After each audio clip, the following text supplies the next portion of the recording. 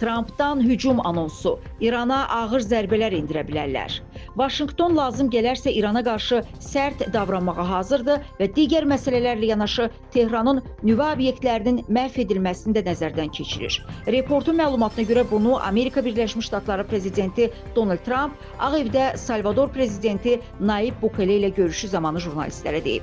Bu çox sadədir. Onların nüvə silahı ola bilməz. Əgər çox sərt bir şey eləməliyiksə, biz bunu eləyəcəyik deyə Trump bildirib. Ondan bu tədbirlərə İranın nüvə obyektlərinə zərbələrin daxil olub-olmaması soruşulub. Trump əlbəttə cavabını verib. Xatırladaq ki, aprelin 12-sində Omanda Amerika Birləşmiş Ştatları və İran nümayəndə heyətlərinin görüşü keçirilib. İran nümayəndə heyətinə Xarici İşlər naziri Abbas Əraqçi, Amerika Birləşmiş Ştatları nümayəndə heyətinə isə Amerika Birləşmiş Ştatları prezidentinin xüsusi nümayəndəsi Steven Witkoff rəhbərlik eləyib.